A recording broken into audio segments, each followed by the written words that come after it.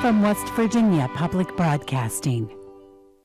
AARP West Virginia, your ally for real possibilities in the Mountain State. Online at aarp.org/WV.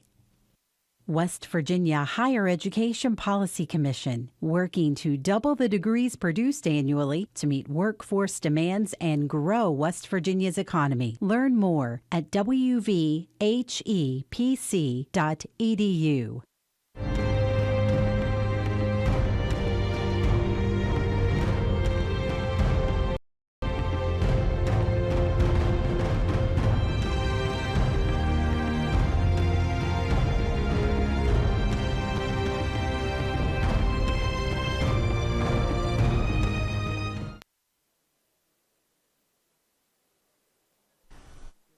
Good evening, I'm Beth Voorhees. Welcome to our live coverage of Governor Jim Justice's first State of the State address. Well, he will present legislators and all of us with his legislative agenda and his plan to balance the 2018 budget. Members of the West Virginia Senate and House of Delegates have convened in a joint session to hear the governor's speech. Often the State of the State address is referred to as the governor's pep talk before the start of a legislative session. As a longtime basketball coach, Governor Justice knows a thing or two about pep talks and has probably given a few of them to his high school basketball teams in Greenbrier County. Governor Justice will not be using a teleprompter. Instead, the governor has an outline, and he will tell stories just like he did in his inaugural address on January 16th. And the governor's office tweeted a picture today of a whiteboard and markers that he will use during this address to make various points as he goes along. To announce that the governor of the great state of West Virginia, the Honorable Jim Justice, is present to address the Joint Assembly.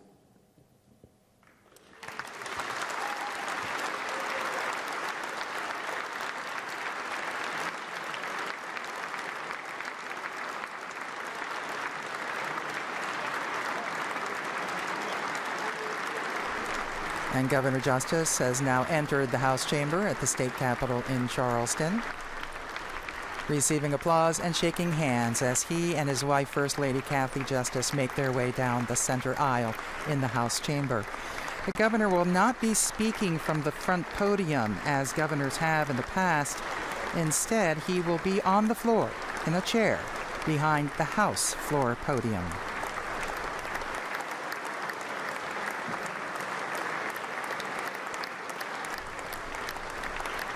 Stay tuned after the governor's talk for a Republican message from Senate President Mitch Carmichael, followed by a special episode of the Legislature Today. Host Ashton Mara will be joined by Republican Senate Majority Leader Ryan Fearns of Ohio County, Democratic Senator Ron Stallings of Boone County, and former member of the House and Senate Bob Ashley of Roane County, who now serves as the governor's legislative director. They will discuss the myriad of issues before this legislative session. The governor has reached the podium. He's telling everybody to sit down and will begin his State of the State address, the first one for Governor Jim Justice. Ladies and gentlemen, it's my pleasure and honor to introduce to you the governor of the great state of West Virginia, the Honorable Jim Justice.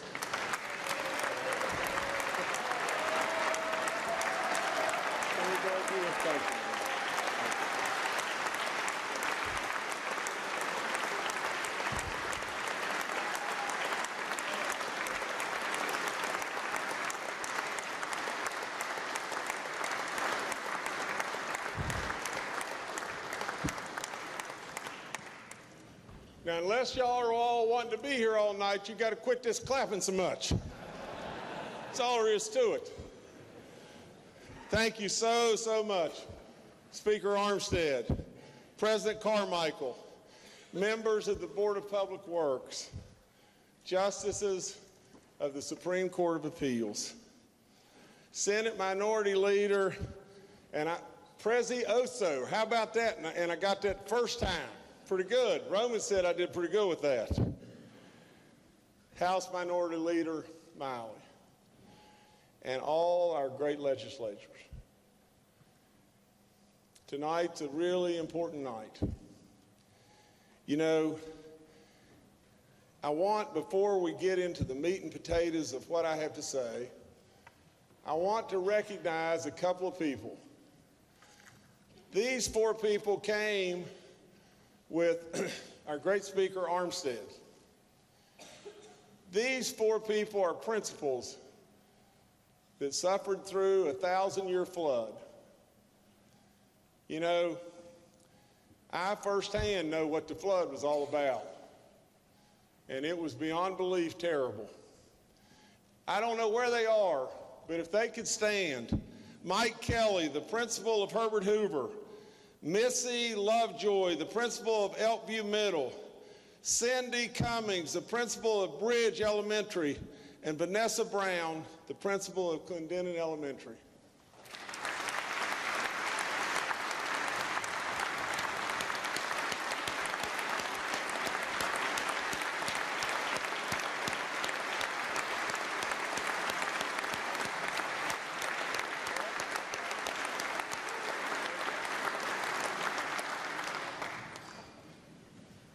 Your courage goes way, way, way beyond being unnoticed. You know, it took wisdom and strength and courage to some way, somehow battle back. To go, but that's what we do. There's another group here, it's called KVC Health Systems. And there's a CEO that's a national CEO. His name is Jason Hooper. And let me tell you what they're doing. They're going to bring a college, basically for foster kids, to Montgomery. A place that really needs us, needs our jobs, needs hope. The great Gordon Gee and WVU have been terribly instrumental in this. Wherever you are, Jason and your team, please stand as well.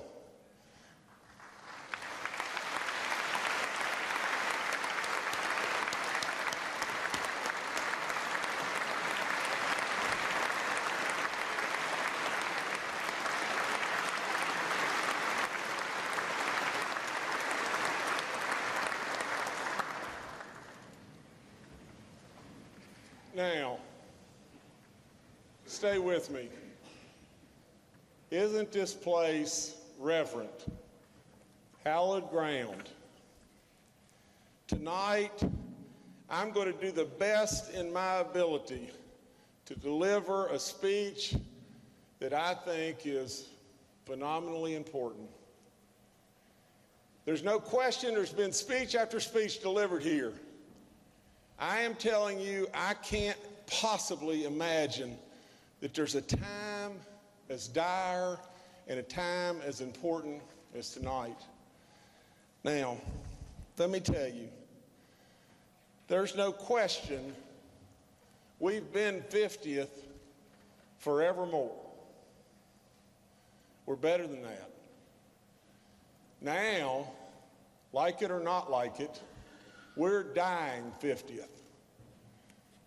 This is the most difficult and the biggest depression that we could ever possibly imagine. The biggest of the biggest. Now let me tell you this, on a little bit of light humor. But there's a fella, his name is Ricky Mokel. He's a comedian. He said as a child, he was hyper. And his dad gave him a shovel. And he used to love to dig. And he would dig and dig and dig and dig and dig and dig to the point in time where he couldn't get out of the hole. And then he said, what's the use? There's no point in digging anymore, is there? Well, he says it to be funny, because then he turned and he said he and his dad had a password at that point in time. And when he would get to where there was no way he could get out of that hole, he would go, help, help. And his dad would come and get him. Well, trust me, we got to quit digging.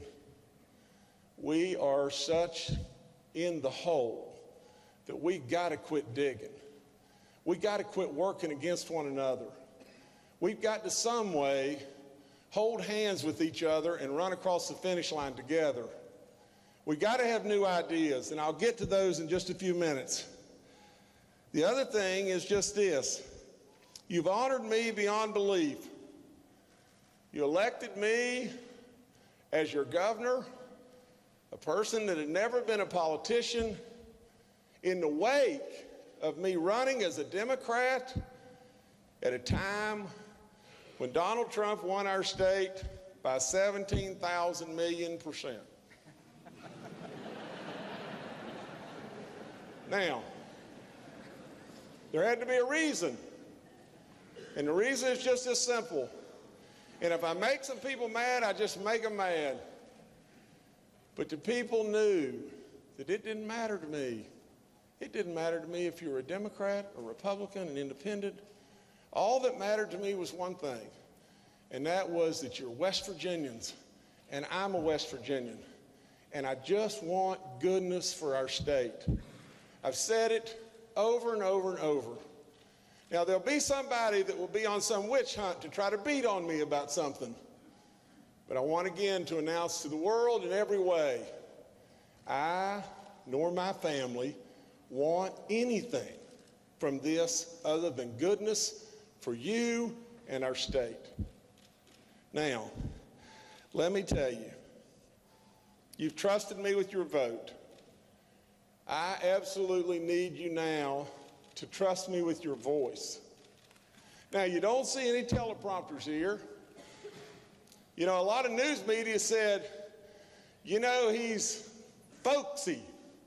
Well, I don't know that I know how to spell that. But there's sure no teleprompters. But you see, my definition of that would be plain talk. And that's what I think West Virginians want to hear. Now, the truth is, it's time for gigantic decisions. The past 4 years, no matter how hard we've tried, we have lived off rainy day, and we've lived off the low-hanging fruit that we could cut away. We have.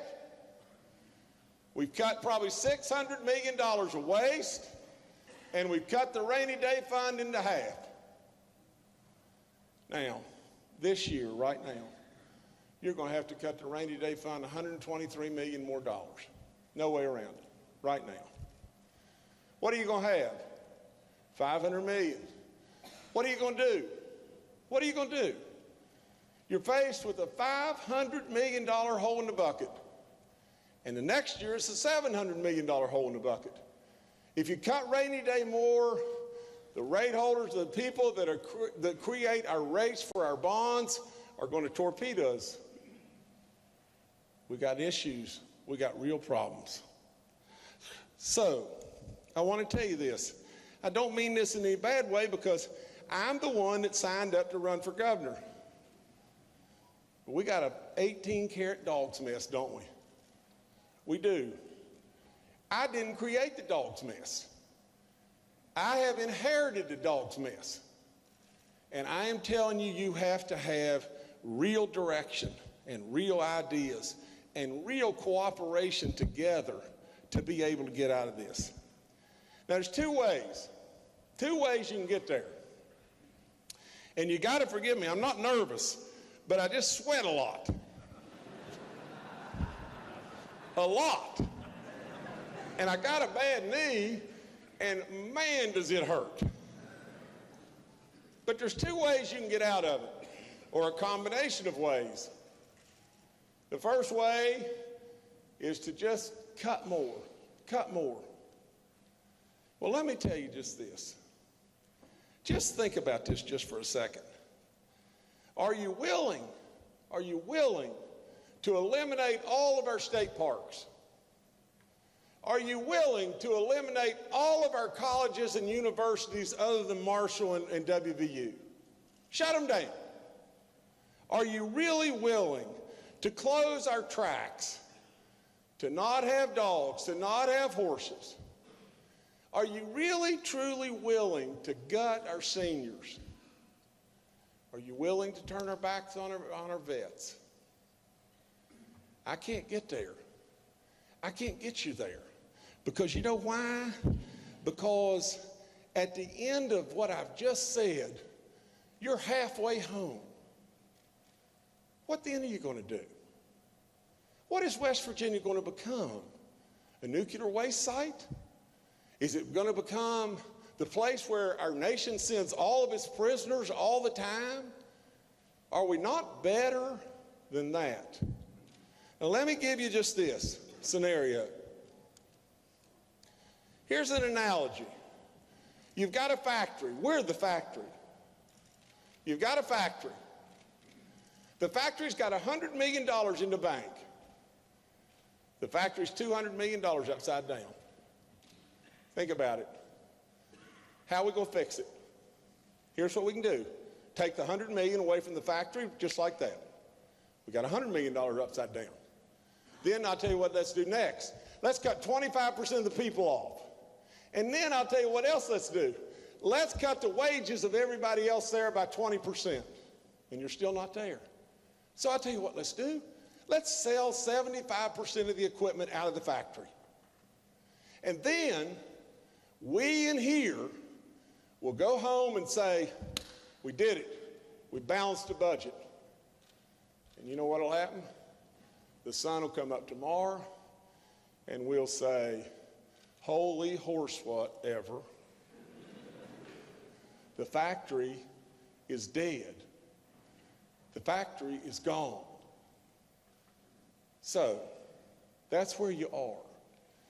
Now, I'm a business guy, and I know this stuff. Now, let me just do this. Let me just tell you this. I truly believe that any cuts that are out there that somebody can bring me that's not going to just stifle us as a patient, I'm for. I am delivering to you $30 million worth of cuts. It won't hardly move the needle. I am telling you, our decisions are not tough decisions. They're catastrophic decisions. Now, I really want you to pay close attention because I truly, from the bottom of my heart, hate tax increases. I hate them. I really do. But I want to show you the most painless way that I think you can get out of this mess. Now, I'm going to come around here and write.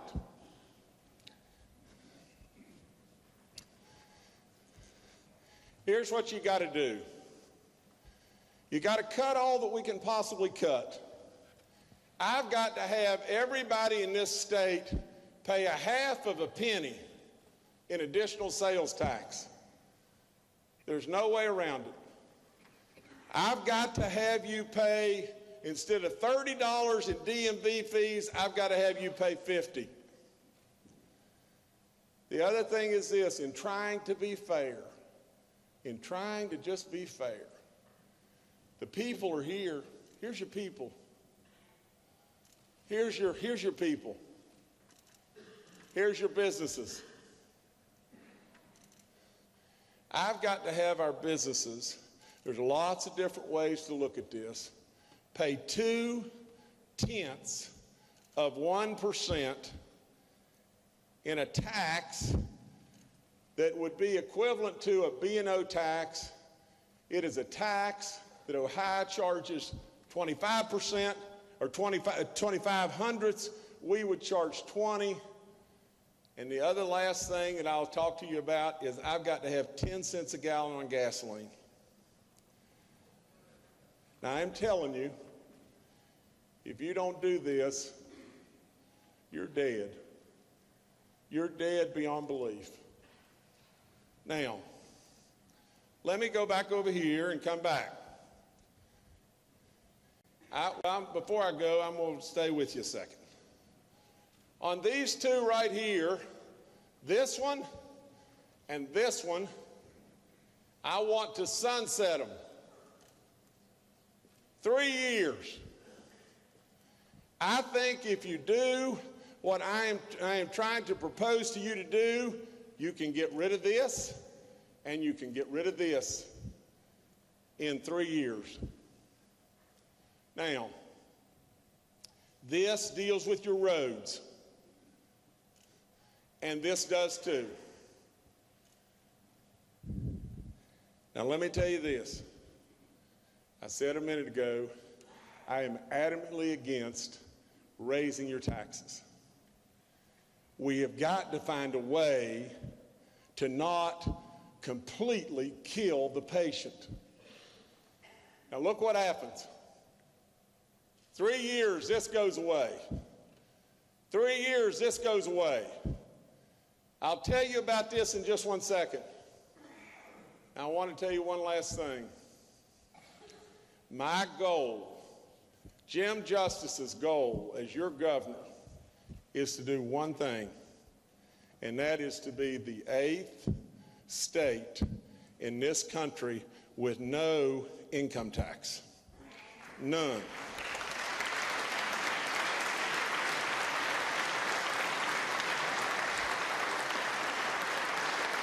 Now that's my goal. I hate like crazy to deliver to you what you have to do. That's my goal. Now, remember I said what I said about a half a penny. What would you rather do? Would you rather have your school plummeted even more, your seniors just forgotten, your vets forgotten, your parks closed, Fairmont State shut down, on and on and on?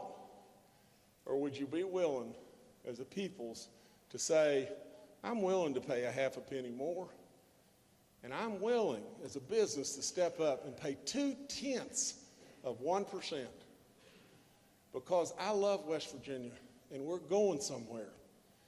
Now listen here.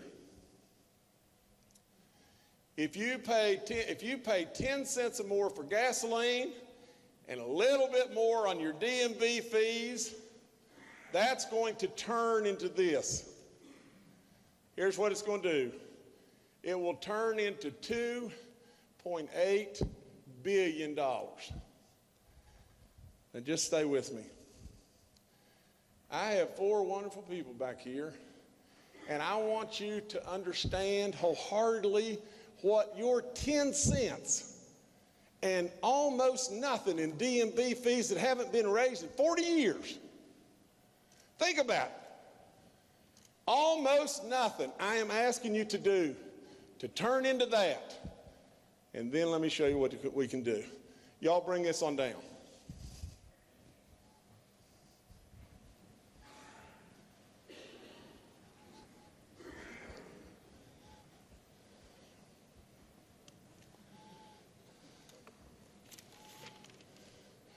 Now with us tonight is Kevin Cole, Andy Estep, Brooke Rumball, and Cody Webb.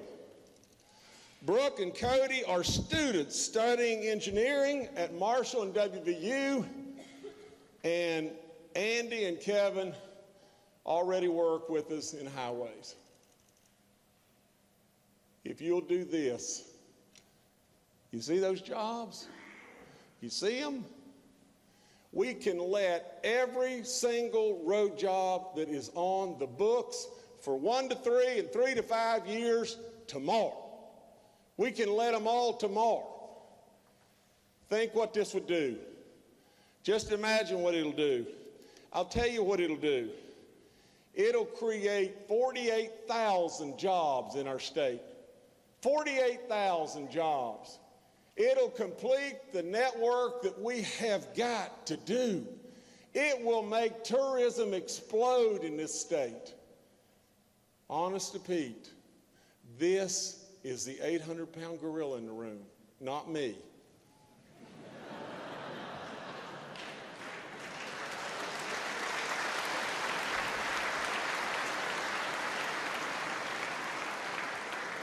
Now, there's 2 other things I want to do, and I'm going to sit because I'm sweating too much.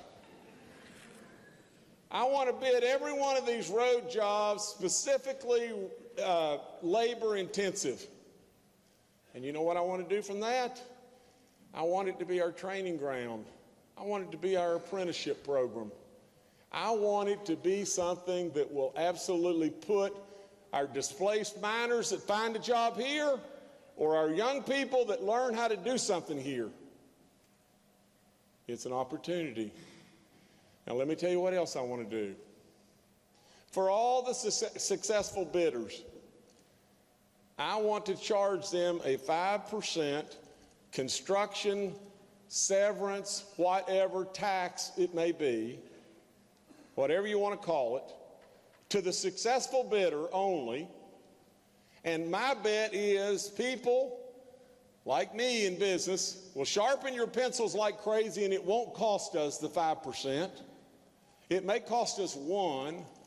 And then you know what I want to do? I want to pool that money. That money right there is $2.4 billion. If I could let every job tomorrow, it would amount to $120 million of 5% pool that I would have.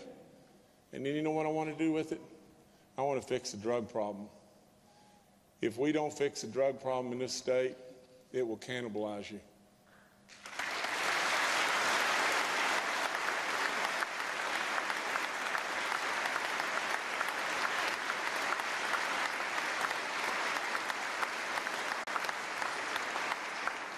We have to have stiffer laws. There's no question whatsoever a drug pusher that rolls in here, you guys can roll. A drug pusher that rolls in here from Detroit and selling drugs, he ought to know that this is not going to be a fun program if we catch him. We absolutely have to have a pathway to get our people that are hooked on these terrible drugs back into the community of the workforce. We have to do something with all the prescription drugs, no question whatsoever about that. But we have to have treatment facilities too. I would propose today, if we do this and those dollars flow, I would propose immediately building a facility in Charleston, one in the Eastern Panhandle, and I know the veterans are waiting on the dollars to come from the firework tax and everything to build their facility in Beckley, and I'd like to skim off some of this money to help them be able to get that facility built.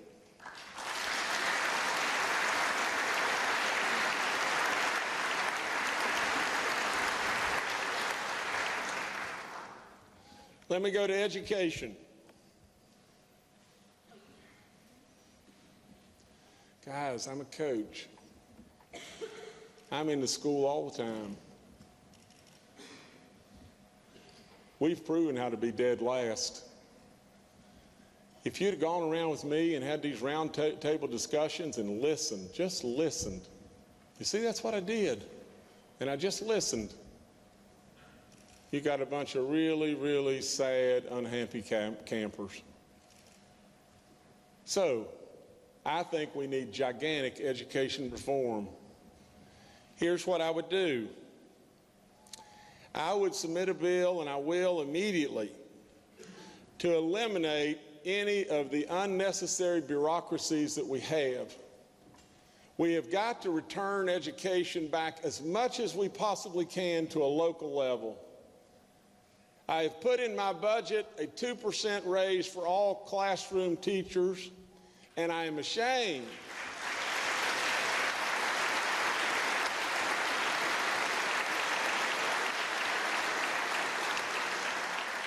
I'm ashamed that we can't do more.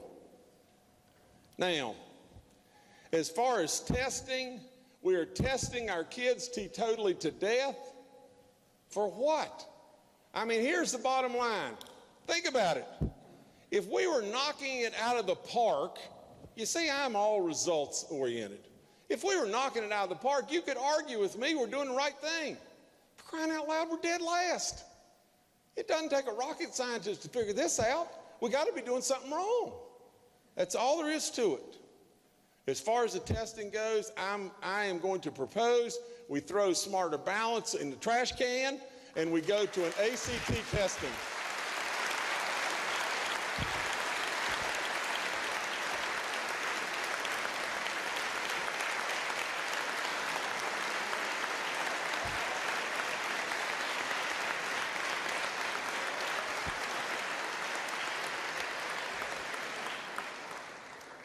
let me show you this. Think about A through F for our schools. We do it on a bell curve. Think about this. Who in the world comes up with this stuff? These get an A. These get an F. All the big meat and potatoes get a C. And we call out to the world and say, come to West Virginia. Our schools are mostly all C's. I don't get it. That's got to go. A through F is gone.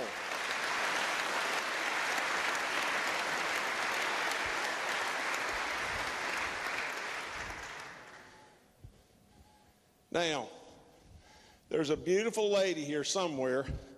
Her name is Tony Poling. She's our Teacher of the Year. If she would stand, she teaches at Fairmont State.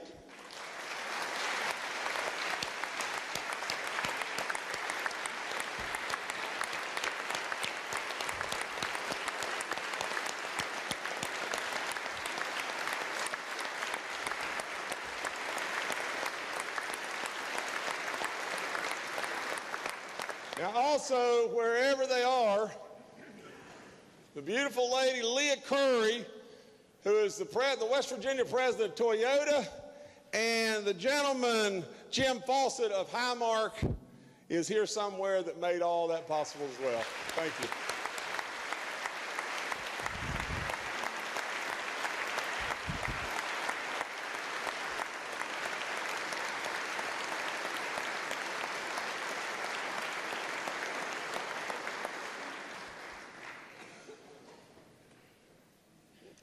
Let me tell you this. I've said throughout the campaign, I said education can be a revenue producer for us, and everybody looks at me like, well, how in the world? There's no way. There's no way. Everybody wants to go where your kids are going to be educated the best. Businesses want to go where your kids are going to be educated the best. We got good teachers. We got low crime. We got good people. For crying out loud, we handcuff them in every way coming or going. We got to stop that. And listen here. Maybe it's a twist of words on revenue producers, but if we could create an education mecca in West Virginia, honest to people would come and you couldn't beat them away. It would be a revenue producer. Now, I have to say, Jim Justice is no fan of consolidation.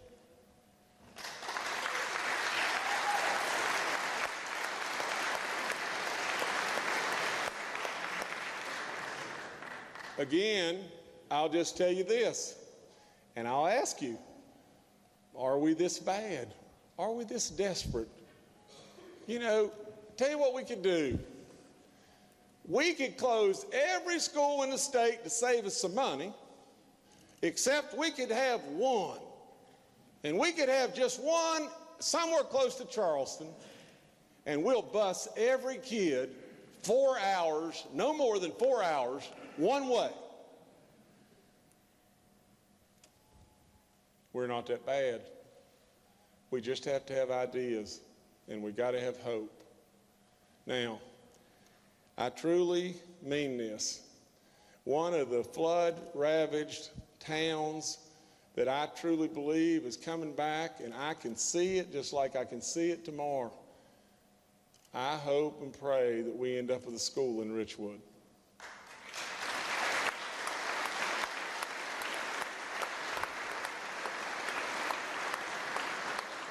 Now, let me tell you this. Our veterans are phenomenally important. They've given everything to us, haven't they? Everything. Do we really take care of them?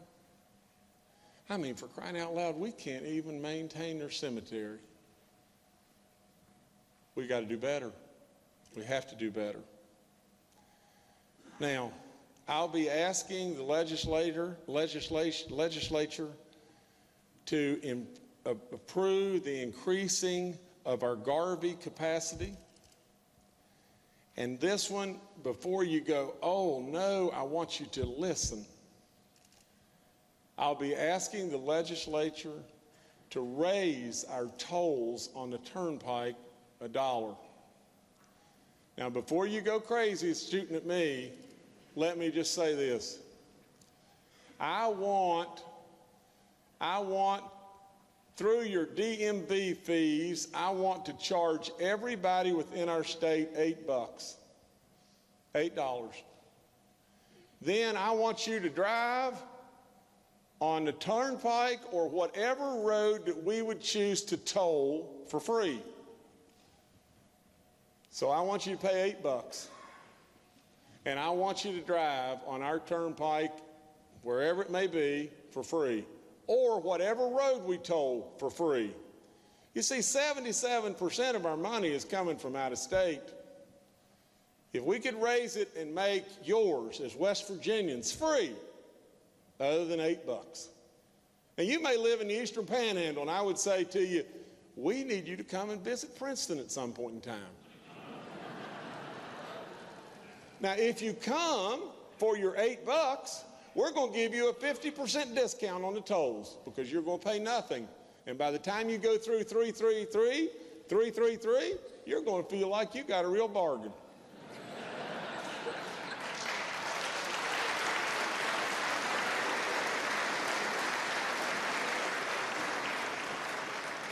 And I'll tell you just this. Did you see all those highways? Did you see all that? Well, I will promise you, there will be something that'll be in your neighborhood that will be told as well. As we go forward, there's going to have to be something in your neighborhood that will be told. And then the people from Princeton can come and visit you. And they can come for free too. Now, I truly believe that we ought to tier severance tax on coal and gas. You know, it's just as simple. When our coal companies are really hurting, and I know a lot about this, when they're really hurting, we've got to step up and help them. And at that point in time, we probably have to step up and lower the severance tax. The same way with the gas. But I am telling you, I am not a hog. I eat too much, but I'm not a hog. If we have the bonanza that I think is in front of us with coal, especially metallurgical coals, what if I were just to tell you just this? Think about this for a second. If coal's $35, whoever's mining that's losing money. Lowering the severance tax on that to 2% or whatever you want to do, okay, I'm good. There's got to be a sweet spot to where we're back to 5. What if it goes to $200 a ton? What happens? $200. I know this. There's no way that your cost, of anybody's cost, is going to be greater than $80. At this level right here, anybody's profit is $120 a ton. Listen, I'm a grain of sand in the coal business that I've been in, a grain of sand. And if we mine 2 million tons and we make this kind of money, we make $240 million in a year. We don't need to make that much money. At this point in time right here, this severance tax needs to be 10%. All it would do was lower the profitability to $110 a ton. All I'm saying is just this. Like it or not like it, we have had our resources extracted from West Virginia over and over and over, and at the end of the rainbow, here we stand. You're $500 million upside down. We can't have it keep going on. We can't be a third world country. You can't do that. Now, tourism. Tourism is so important to our state. We can knock it out of the park back double, triple. We probably need to reorganize the entire tourism department. There's ways to do that. And the other thing, you just got to simply put more money in it. We better find a way to market ourselves. I've said it a million times. I said it in the inaugural speech. For crying out loud, every time you turn the TV on, it says, "Come to Michigan." Every time. Well, I said in the inaugural address, I said, who in the world wants to go to Michigan? I mean, really? You know, what if I called up tomorrow and said, I'll tell you what, let's do, let's get a bus and let's go to Detroit. But do we market us? We don't. We don't. We've got to do that. Now, let me tell you, and I'll be quick because I know you're tired of listening to me. Coal has been so vital to us, it's been unbelievable. We should never forget who brung us to the dance. We should try with all of our soul, with all in us, to try to help get our miners back to work.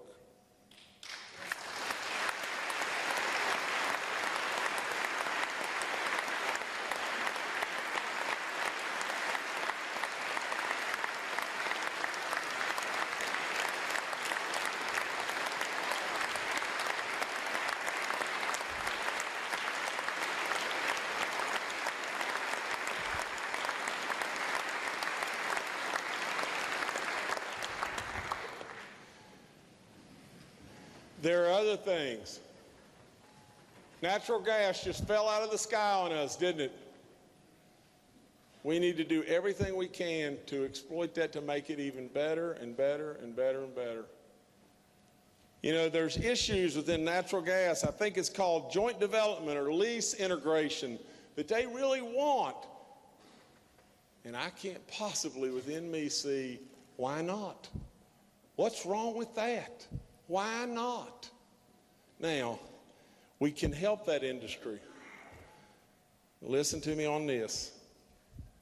There are other things. I will be submitting with Senator Capito and Senator Manchin immediately. And I think that there's a real shot. I will be submitting whatever the form of a bill may be to some way, somehow try to drive furniture manufacturing, flooring manufacturing, cabinetry back right in our lap to West Virginia.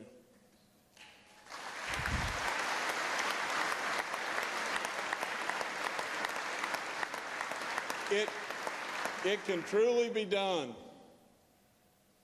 We've got to do it through an environmental subsidy. That's what has to be done. You see, I'm the agronomy end of our ag stuff. I know about trees. I know about how they eat all the carbon, and I know how when we take a piece of wood like this to a dry keel, the carbon is right here, and I know when the tree falls on the ground, and eventually the carbon will be released back into the sky, especially if you have a fire. And I know we only cut 1/3 of our growth in West Virginia.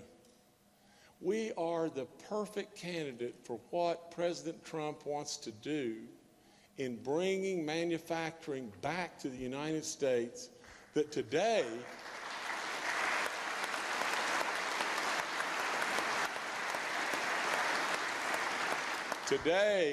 all of our furniture manufacturing is in Vietnam, China, and Mexico.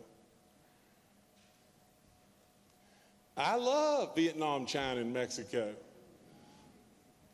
from a distance.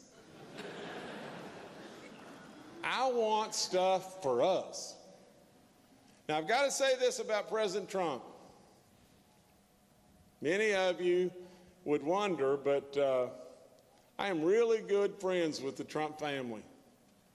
And I truly believe that Donald Trump will do all he possibly can as our president to help West Virginians.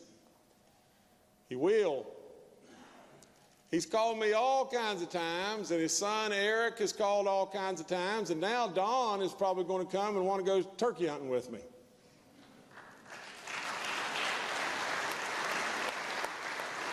Now, not Donald, because Donald's not a turkey hunter. But let me tell you, he truly really identified with our miners, and he understands the blight, and he's a friend.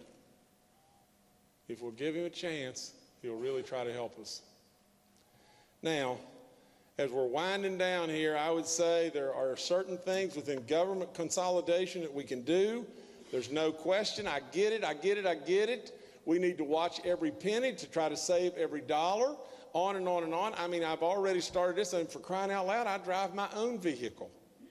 We eliminated all the vehicles in my little world. You know, we're going to try to get rid of some of the state's aircraft.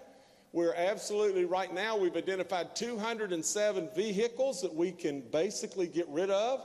And what I want to do is line them up in front of the Capitol and have an auction and get rid of them.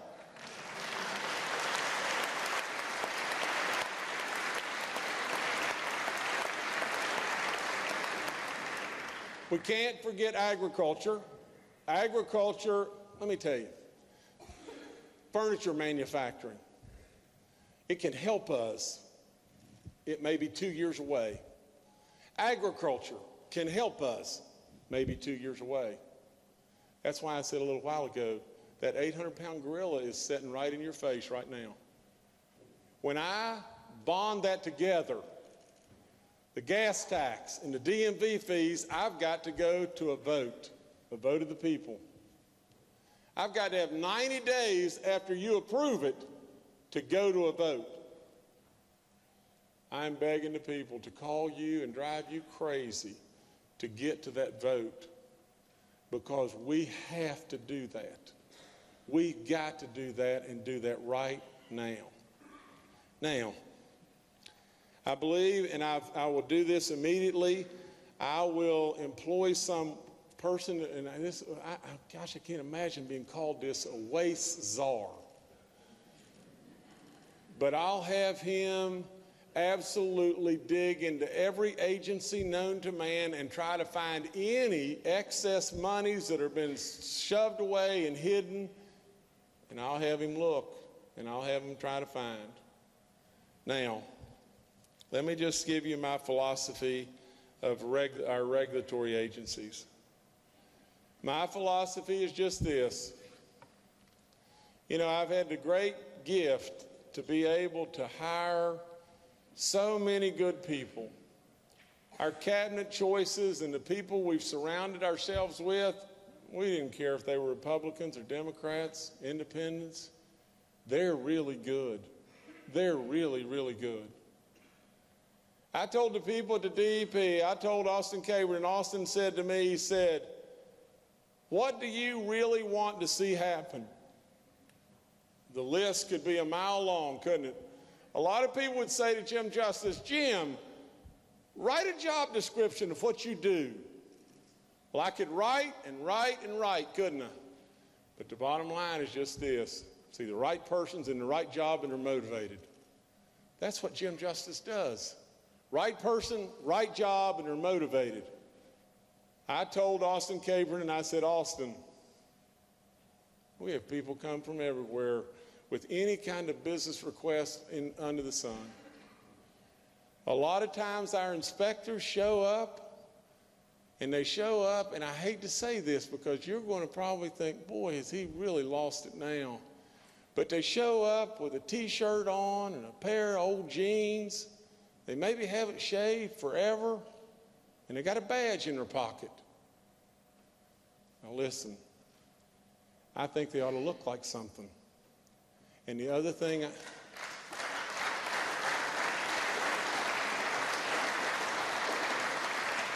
and they will look like something. Or we'll have them tending to Grizzly Adams. But the other thing is just this.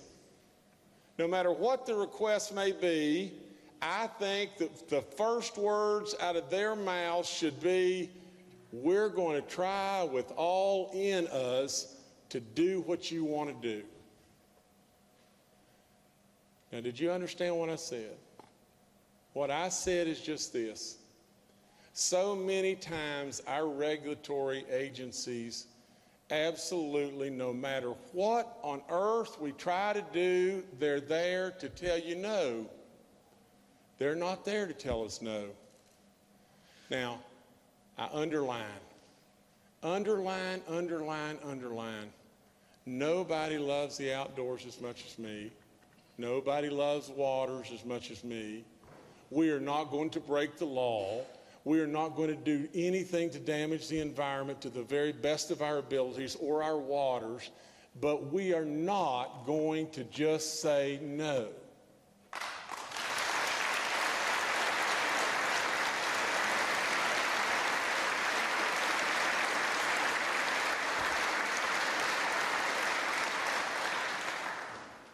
Now let me end, and you're saying, thank God.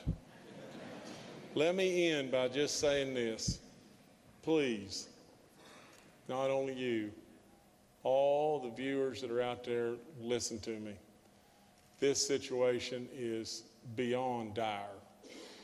These people are trying. I've had the great opportunity to meet with Mitch and Tim and others and all kinds of Roman and the other Tim and on and on and on. They're good people. They're good. They're good people, and they want to try to help, just like I want to try to help.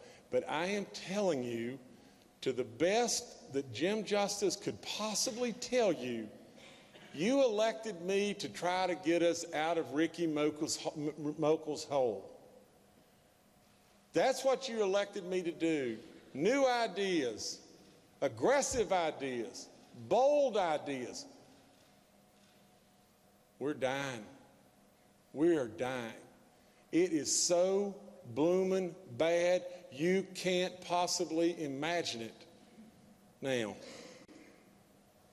there's a way out. There's real prosperity in front of us. There's a way out. I would tell you, a long, long time ago, Frankenstein, he used to walk through the streets like boom, boom. And I always thought, if you got caught by Frankenstein, you deserve to die.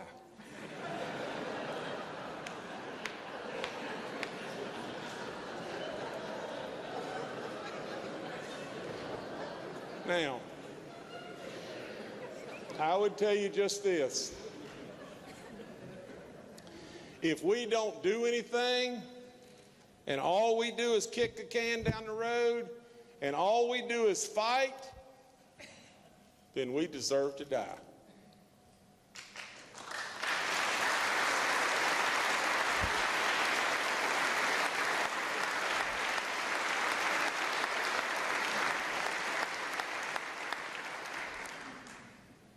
I really believe there's a rocket ship ride right at our fingertips.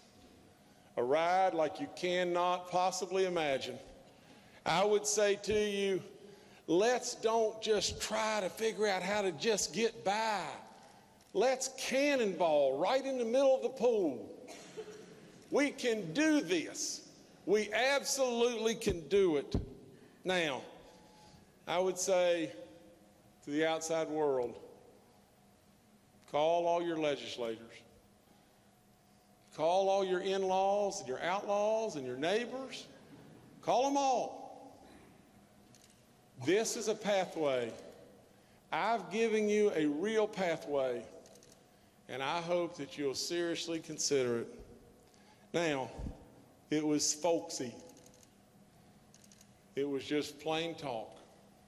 That's all I know. We have an incredible obligation and an unbelievable opportunity. Now, I would say, with all these great people, all of you, together with this great body, you can have my heart and soul. I will work with you with every ounce of being that I have. Together, this great body, and myself, and this isn't a very great body, but all of us will get there. Now, let me tell you just this, and then I'll end. My basketball teams, a lot of times they say 2 words coming out on the floor, and they scream them. And do you know, the other night, Tom Brady led a comeback that was unbelievable, didn't he? Unbelievable. No one could have possibly imagined it. And you know what he did? He took the Super Bowl trophy. I watched him do this. He stood on that podium and he screamed, "Let's go!" after he had won. Well, I'd say to you, let's go! God bless you all. Thank you.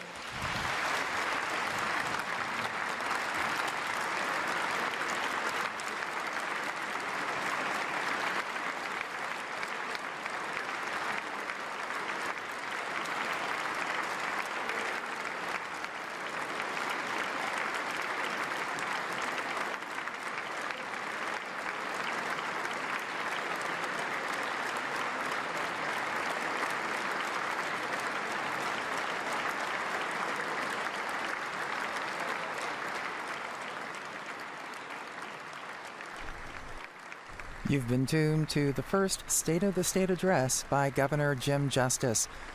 Even with the dire news, certainly one of the most entertaining State of the State addresses I have ever seen. Full coverage of the governor's speech tomorrow on our radio program West Virginia Morning at 7:41. That's tomorrow morning.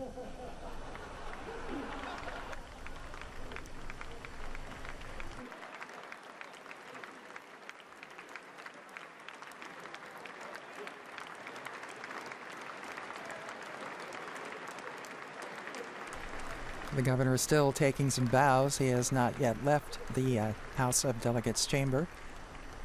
He is now being escorted by his wife, First Lady Kathy Justice, up the center aisle in the House chamber. Stay tuned to a Republican message from Senate President Mitch Carmichael, followed by a special episode of the Legislature Today.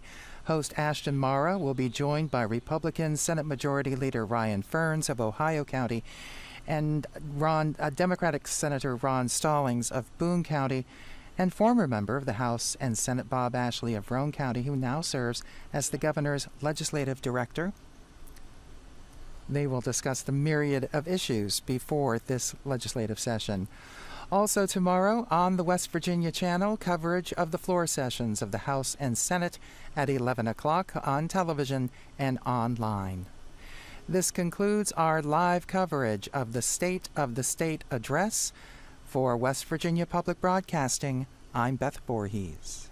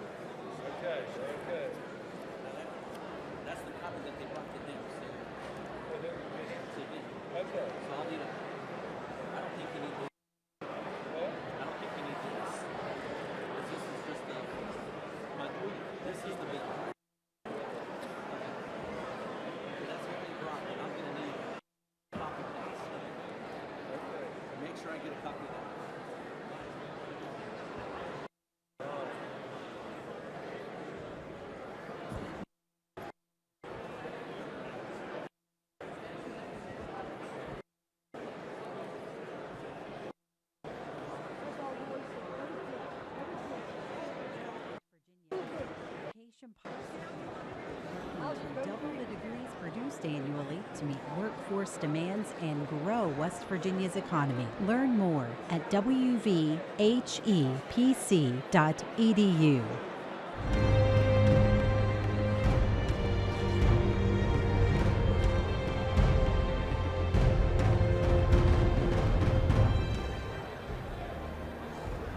Welcome to a special episode of the Legislature Today. I'm Ashton Mara. In a moment, we'll be joined by Republican and Democratic members of the state legislature, as well as a representative of the governor's office to discuss Governor Justice's State of the State address and what to expect during this upcoming session. First, though, a message recorded earlier today from newly elected Senate President Mitch Carmichael. Good evening. My name is Mitch Carmichael. I'm a Republican senator from Jackson County. I have the honor of being elected as president of the West Virginia Senate. I am inspired to assist you in your efforts to revolutionize and to re-energize West Virginia. President John F. Kennedy said, "Change is the law of life, and those who look only to the past are certain to miss the future." We can learn much from these words. Our time as lawmakers is limited. If we spend the precious moments we have during this 60-day session dwelling on the past, we will miss the chance to define West Virginia's future. With a historic election, the citizens of West Virginia have firmly secured a two-party system for this great state. They have overwhelmingly validated a bold, pro-growth, pro-job agenda.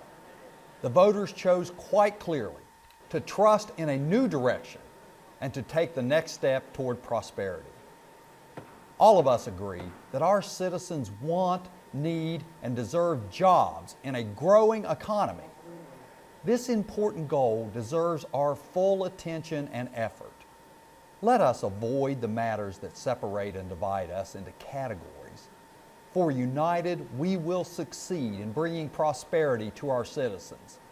Yet divided, our efforts will fail. I see in this West Virginia legislature a unique opportunity for a new beginning. For each senator or delegate gathered in this chamber this evening, there are thousands of people who depend on us to shape a brighter future for West Virginia. We must never forget that the people we should serve the most are sometimes the people society has served the least. We must take care of our children, we must protect our seniors, and we must honor our veterans. Abraham Lincoln once said, "You cannot escape the responsibility of tomorrow by evading it today," and perhaps no group of legislators in our state's history has more responsibility on its shoulders than does this group today. My fellow West Virginians, our state is in trouble. There is no way to sugarcoat it or to make it sound less unpleasant. Our citizens have the lowest per capita income in America and are among the poorest in the country. West Virginia has the worst workforce participation rates in our nation. Our coal industry has been decimated. Our manufacturing sector is a shell of what it once was.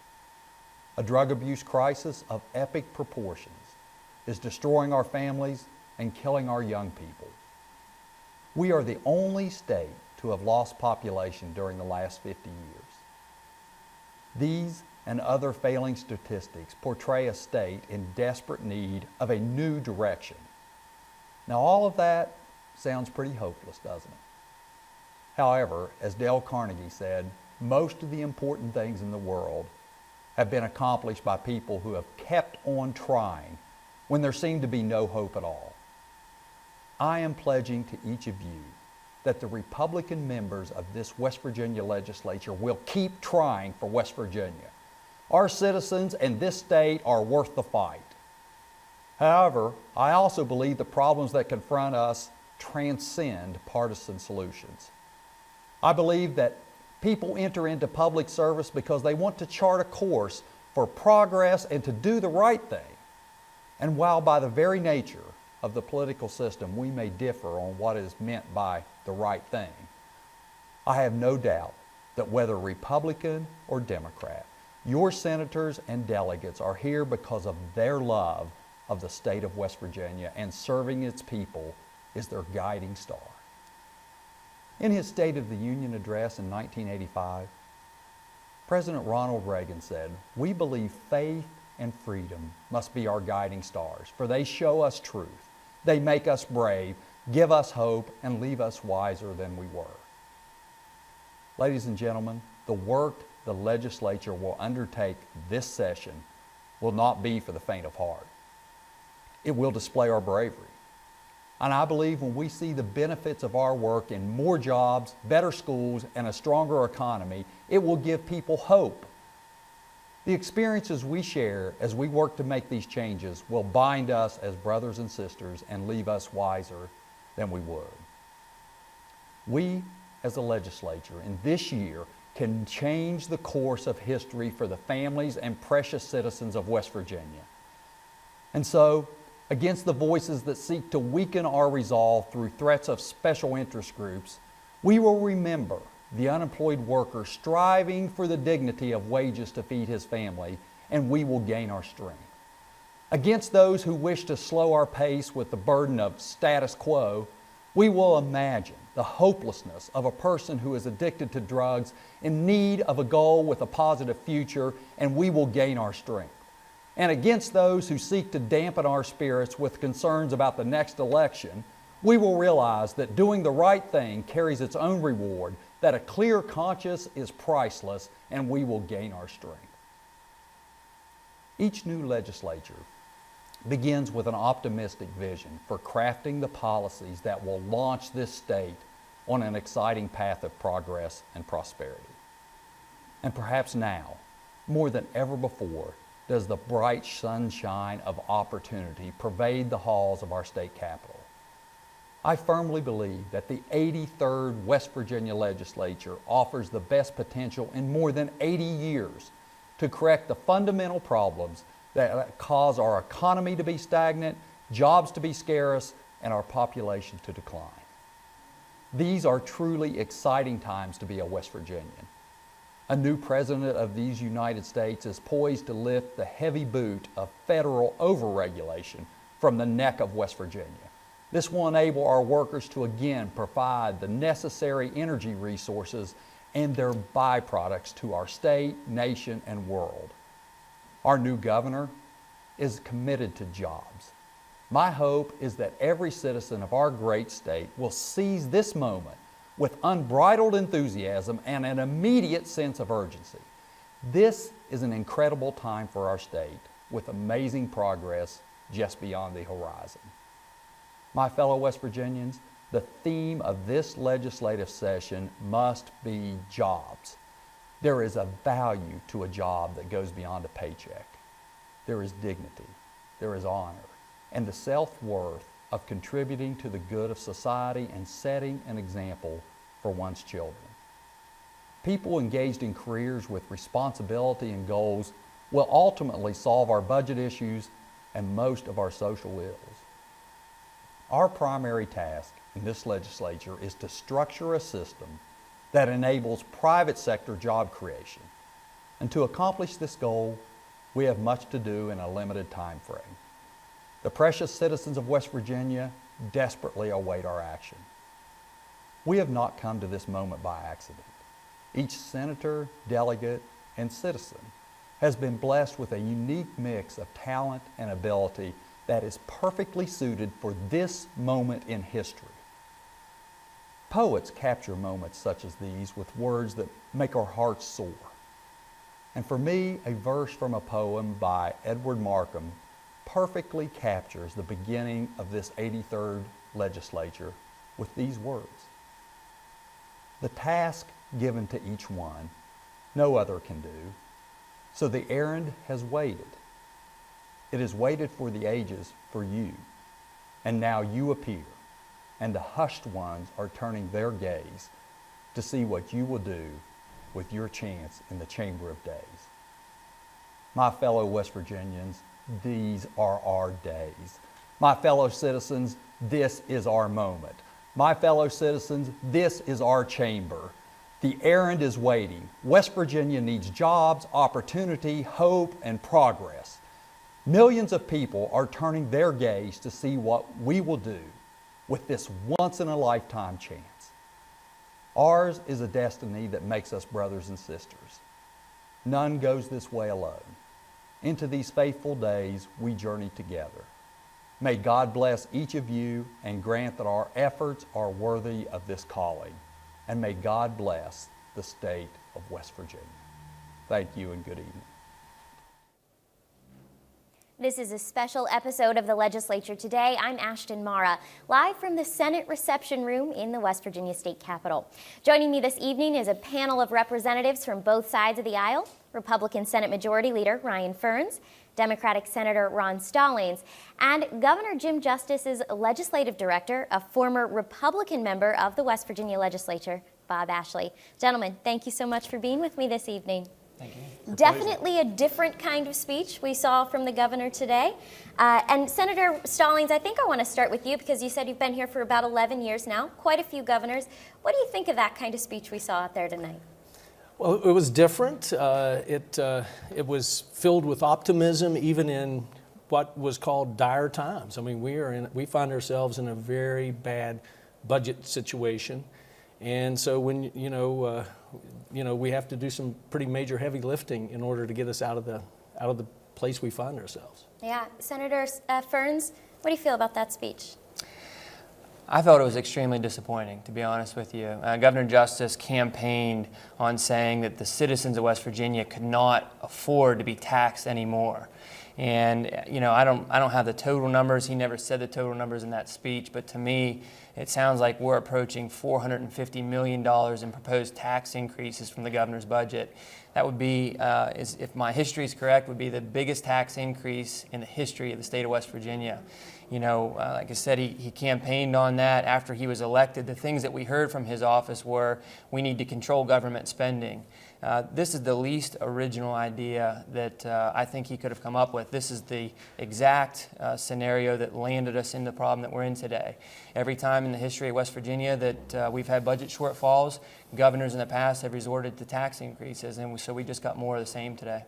Well, let's unpack the governor's budget proposal a little bit. And Mr. Ashley, I'm going to kind of rely on you a little bit. I have seen a bit of the proposal, but we're talking about a $450 million tax increase that's based on 0.5% in the sales tax. Mm-hmm. And we're also talking about closing those loopholes, which the Senate President and the House Speaker have been talking about, and they want to do. Closing those loopholes in the sales tax, and then something called a commercial activities tax. Mm-hmm. So let's talk about those three proposals and how the governor got there. Well, the governor looked at the budget, and he was coming out with trying to cut. And Governor Justice thinks big. I mean, he's not a small thinker, and he's not a person who says, oh my, we're in trouble, what are we going to do? He's a person that, as he worked through the budget and the cutting, and let me tell you something, if you go on the governor's website, you will find what $450 million means in cuts in West Virginia, and it is not pretty. It takes a lot of the services out of these guys, all of our communities. He looked at that and he said, I can't do it to the people of West Virginia. I've got to come up. I've got to ask them and try to be as pain-free as we can to build a budget that has opportunity. That, yeah, he's looking at cutting some things, as he mentioned in his speech, but he felt very much that West Virginia would never get off the 50th position if he didn't have some increases, and then as he works through, do some cuts. But his goal right now is, let's get West Virginia rolling again. Let's make West Virginia the place of opportunity where people all over the country look at us as we're correcting our ship. And so that's why he chose that way. He just looked at the cuts and they were tough. Yeah, so we're talking about, I think the total that the budget office gave today, the deficit for next year, is $497 million. That's where they're placing it. That's exactly. So he's talking about $450.5 million in tax increases, $26.6 million in targeted cuts. Gentlemen, I know you haven't seen those cuts, so I'm going to tell you a little bit about them and ask you for some reaction. We're talking about things like cutting the RESAs, the Division of Labor, the Educational Broadcasting Authority, which we have to be very clear, that's us, that's West Virginia Public Broadcasting, culture and history, and then taking about 4.5% from WVU and Marshall. Now, there are a few more in there. There's a total of 10 agencies, but Senator Stallings, let's start with you. I mean, $26.6 million. Is there more to cut, or have we just reached our limit? You know, if you look at the budget, there's $2 billion for secondary education, there's $1 billion for health, and there's another $1 billion that includes colleges and universities, state police, and all those things. We don't, you know, and over the past 4 years or so, we've cut $600 million out of that budget. To get out of 2017, we're going to have to come up with $200 million just to get out of this year. That's probably going to come from the rainy day fund. I can tell you that if you cut all funding to higher education, fund not one penny to any college or university in West Virginia, you come up with about $400 million. Guess what? We're still short. What are you going to do? Cut $80 million out of the state, please? I feel that in desperate times, you got to do desperate things, and so we had to raise some revenue.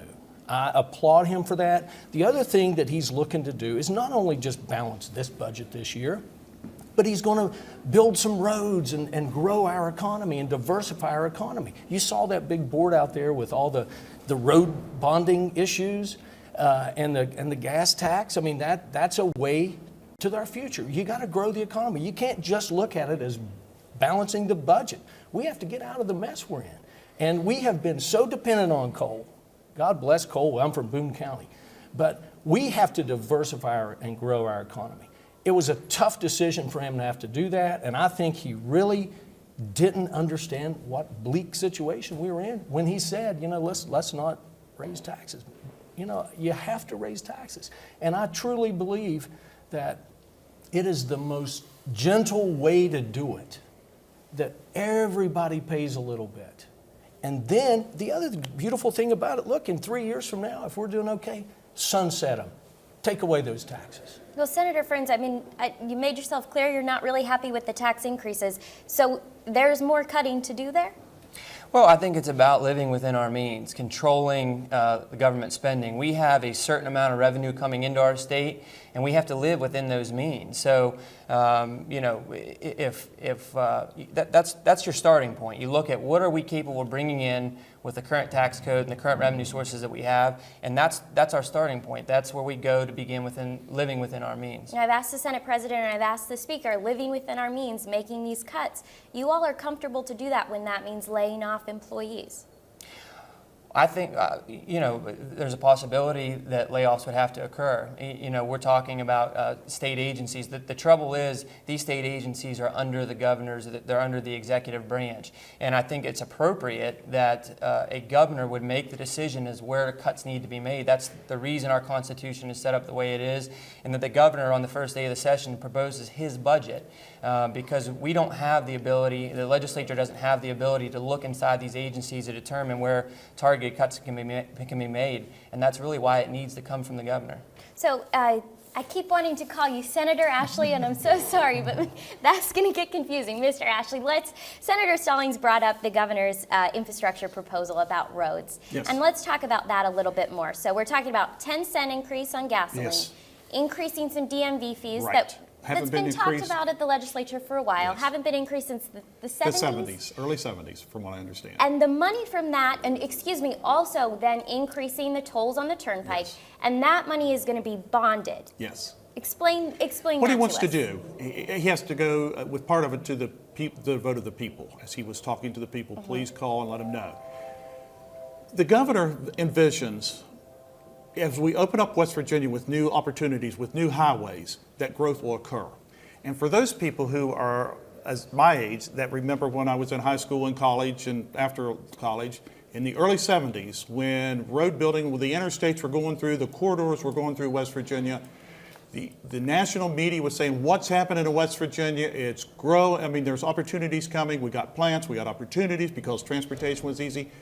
He envisions a plan so much like that, and it's never been talked about since that time. And if you go in, I believe, if you go in and spend the money on this bold plan and get open up roads throughout West Virginia, I think you'll see growth. You look today, and I always talked when I was in the legislature about communities that were haves and have-nots. The haves were the ones where the federal government came in with the infrastructures, whether it be agencies or whether it be the roads.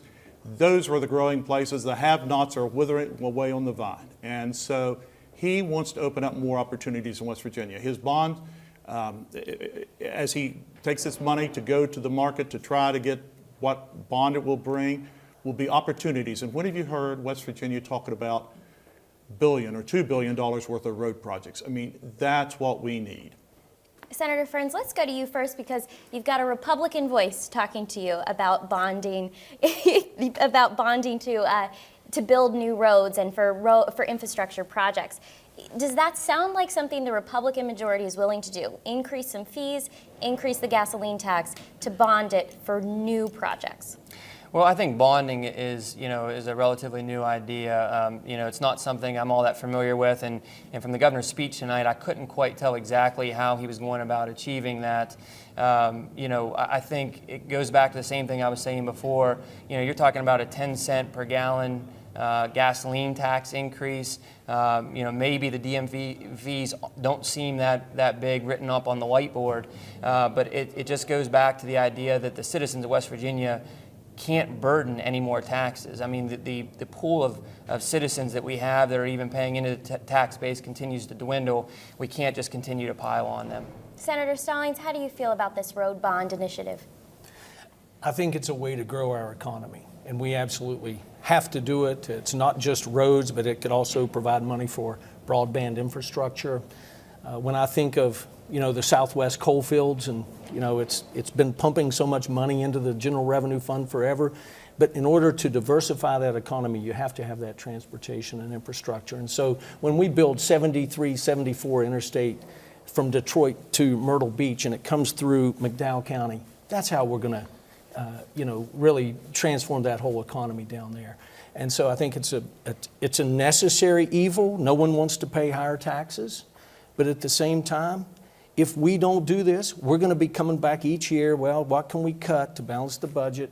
How can we have to grow and diversify our way out of where we are right now. And I'm very excited. I mean, again, he mentioned about open up these areas where people can get to them to visit and to do the tourism and the we are within 600 miles of what 2/3 of the population of the United States of America.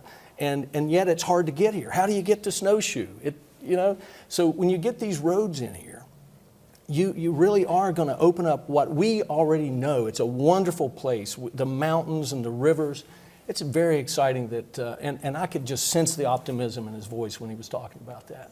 Another proposal that we've heard the governor mention several times and was still a little bit vague tonight, so I'm going to ask if there are any details, and that's tiering the severance tax.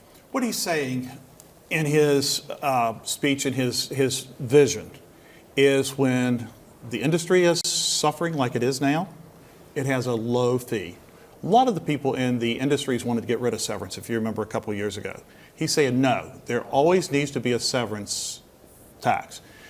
When times are tough, then you have a low fee. When times are good, and we've seen that, and I understand a while back, a few months ago, metallurgical coal hit very high. And at that point, it needs to be taxed at a higher rate. And so he has a fee, a sliding fee, for depending upon the price of coal, depending upon the price of oil and gas, that will be in there. But West Virginia will continue its severance tax. So does he have a specific piece of legislation written right now that lays out those tiers? It's coming. I know it's being written. I don't know if it's laid out yet, but it's coming. So can the Republicans get behind a tier on the severance tax? I think it would make sense. We'd have to look at the numbers. Again, this is not something I've had a chance to analyze and see, kind of project how that would play out, how that would affect our budget, how that would affect revenue coming in from severance taxes. It sounds like a reasonable idea, but again, I'd have to analyze the specifics of it. Senator Stallings, we got about a minute left, and I'll give you the final word. Do you think the Democrats can get behind a tiered severance tax? Again, it has to be closely tied to the price of coal. I come from a county that, severance tax dependent, very much so. And of course, only a small portion of that stays locally. The rest of it goes to the general revenue fund. So 92% or so goes to the general revenue fund. And so the counties will hurt, obviously, if it's 2% or 3%. But if you also, if you can get the boom cycle where it goes from 5% to 10% when the coal's really selling well and the price is up, then I think people would get behind it based on. But if it has to be closely tied to the price of coal. And again, it's, you know, we are so focused on coal, aren't we? But at the same time, we really have to diversify. I think part of the reason we're in this room, you know, in bad shape is the coal industry tanking. Senate Majority Leader Ryan Fearns, Senator Ron Stallings, and Legislative Director for Governor Justice Bob Ashley. Thank you so much for being here. Thank you. Thank you. Thank you. This has been a special episode of the Legislature Today. I'm Ashton Mara. A new season of our program begins Monday, February 13th at 6:30 p.m. and airs every weeknight on television, on radio, and online at wvpublic.org. From all of us here at the State Capitol, thanks for joining us.